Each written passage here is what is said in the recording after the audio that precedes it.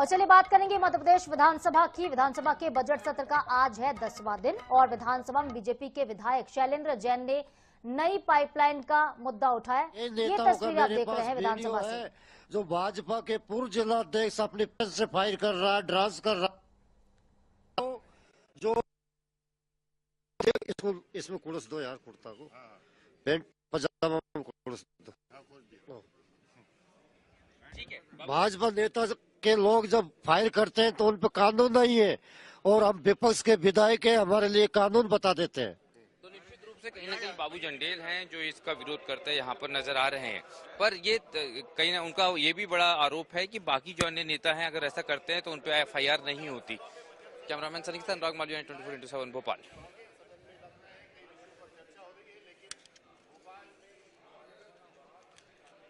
मध्य प्रदेश विधानसभा के बाहर की जहां पे शीर्षासन कर रहे हैं बाबू जंडेल।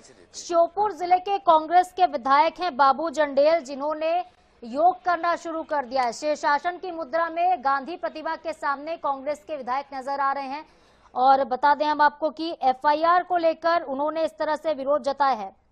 और चलिए आखिर किस FIR को लेकर इतना विरोध वो कर रहे हैं जानते हैं। फिर से हमारे साथ ब्यूरो प्रमुख अनुराग मालवीय सीधे जुड़ रहे हैं। अनुराग, ये जो शीर्षासन किया जा रहा है बाबू जंडेल की तरफ से, क्या कुछ इसके पीछे वजह है? किस FIR का वो विरोध कर रहे हैं?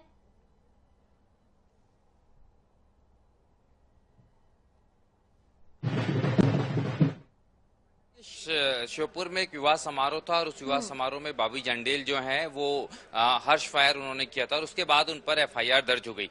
इस मामले को आज बाबू जंडेल ने उठाया था। जो उत्तर था वो संतोषजनक नहीं था, पूरे विपक्ष ने वॉकआउट किया और बाबू जंडेल की नाराजगी ये है कि उनके पास कई भारतीय जनता पार्टी के नेताओं के इसी तरह हर्ष फायर करते हुए वीडियोस हैं और उन वीडियोस के दम पर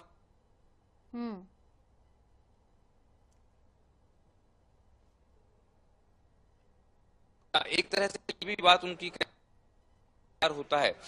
तो यहाँ पर जिला अध्यक्षों को और बाकी लोगों को पुलिस सुरक्षित करती है, कानून व्यवस्था पर सवाल उठते हैं और एक विधायक पर इस तरह की FIR होती है जो वापस नहीं ली जाती। हम देखेंगे कभी तकरीबन आधा घंटा हो गया है बाबू जंडेल को ऐसे ही शीर्षासन करते हुए और वो उनका कहना यह है कि जब तक के उनको एक संतोषजनक जवाब नहीं मिलता इस पूरे सवाल का, तब तक के उनका विरोध इसी तरह जारी रहेगा। पर निश्चित रूप से कहीं ना कहीं जो अन्य विधायक हैं उनसे भी इस संदर्भ में बात करेंगे, क्योंकि अगर एक विधायक को इस तरह शीर्षासन करना पड़ रहा है विधानसभा के सामने तो ये सवाल उठाता जरूर है कि इस तरह की स्थिति क्यों बनी, क्योंकि वो बेहद दुखी तक।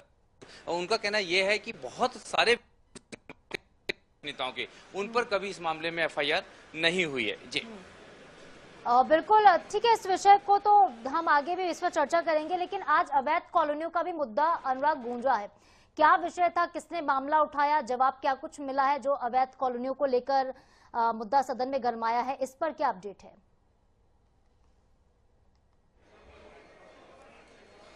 देखिए, बिल्कुल अवैध कॉलोनियों की बात करें तो सत्ता पक्ष और विपक्ष दोनों से ही सरकार इसमें घिरती नजर आ रही है। हम रीति पाठक की बात करते हैं, भारतीय जनता पार्टी की सीनियर विधायक हैं, पदाधिकारी हैं, सब कुछ हैं और उन्होंने इस मुद्दे को उठाया और पूरे प्रदेश में जो हालात हैं, इसी बीच में कैग की रिपोर्ट आई है। कैग की रिपोर्ट बहुत स्पष्ट रूप से जो आंकड़े बता रही है वो कहीं ना कहीं महत्वपूर्ण हो जाते हैं। एक समय पर विभाग देख रहे थे, TNCP की बात करें, आवास एवं पर्यावरण मंत्री रहे हैं जयंत मलैया जी, उनसे भी हम जानने की कोशिश करते हैं कि इस तरह की परिस्थितियां क्यों बनती है जब आंकड़ों में अंतर आता है इस तरीके का, क्योंकि ये बहुत महत्वपूर्ण हो जाता है जब इस तरह की परिस्थितियां आती हैं।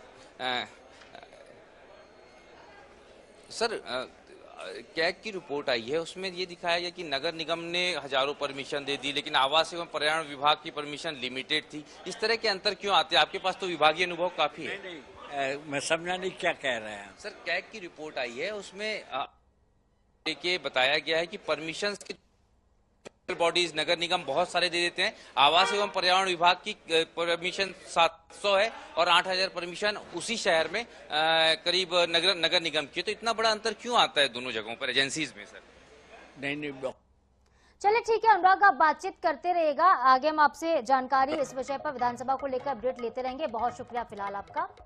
सभी अपडेट्स के लिए। तो देखिए, बजट सत्र का 10वां दिन, 10वें दिन जमकर हंगामा हो रहा है और पशुपालन मंत्री लखन पटेल ने जवाब दिया है कि प्रदेश में 3040 गौशालाएं संचालित है। कई मुद्दे आज सदन में उठाए गए हैं।